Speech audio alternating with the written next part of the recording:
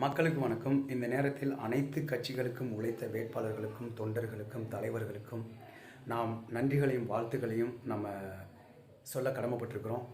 ஏன்னா அவங்க எல்லாருமே மக்களுக்கு நல்லது செய்யணும் அப்படின்ற ஒரு முனைப்போட வேலை செஞ்சுருக்கிறாங்க. ஸோ அந்த உழைப்புக்கு நாம் என்றைக்குமே தலை வணங்கணும்.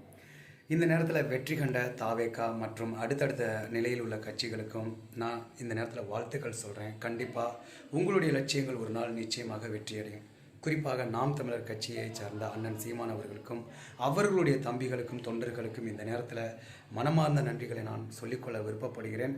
அதே நேரத்தில் ஆறுதலாகவும் நான் சொல்லிக்கொள்ள விருப்பப்படுகிறது ஒன்று என்றால், உங்களுடைய உழைப்பு என்பது ஒரு மிகவும் அசாத்தியமான ஒரு உழைப்பு. அதனால் தயவு செய்து துவண்டு விடாதீர்கள்.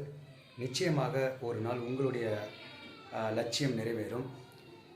நாம் தெரிந்த அளவுக்கு மக்கள் நாம் தமிழர் கட்சியை பற்றி பேசுவது என்னவென்றால், கொள்கையை பற்றி அவர்கள் விமர்சிக்கவில்லை, மாறாக கொள்கையை பற்றி பேசும் விதத்தை தான் அவர்கள் விமர்சிக்கிறார்கள். அதாவது அண்ணன் சீமான் அவர்களுக்கு மேடை நாகரிகம் தெரியவில்லை, அவரை சார்ந்த அனைவருக்கும் மேடை நாகரிகம் தெரியவில்லை என்று சொல்கிறார்கள்.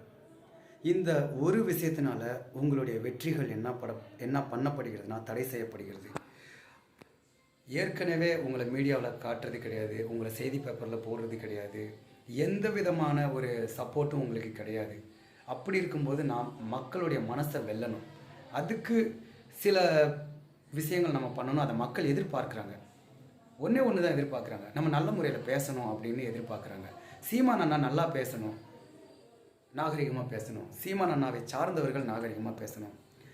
நீங்கள் மற்றவர்களுடைய அரசியலை விமர்சனம் செய்கிறீர்கள், அது தவறு இல்லை. ஆனால் செய்யக்கூடிய விதம் தான் இங்கு மக்கள் தவறாக பார்க்கிறார்கள் என்பது தான் உண்மை.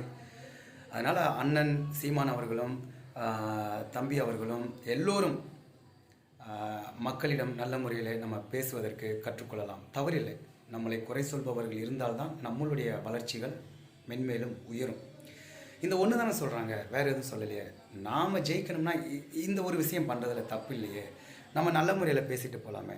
இதற்கு அடுத்தாவது வரக்கூடிய தேர்தலில் ஒரு நாகரிகமான பேச்சை நாம் வெளிப்படுத்தலாமன்னா இதுதான் தம்பியினுடைய தாழ்மையான வேண்டுகோள். ஏன்னால் ஒரு மிகப்பெரிய கனவுகள் இந்த ஒரு விஷயத்துக்காக செதஞ்சு போயிடக்கூடாது அப்படின்றதான் என்னுடைய வேண்டுகோள்.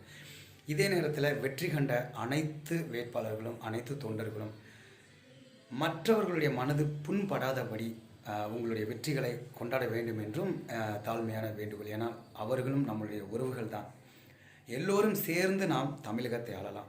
நம்மளுடைய தமிழ்நாடு ஒரு மிகச்சிறந்த மாநிலமாக நாம் எல்லோரும் சேர்ந்து ஆளலாம்.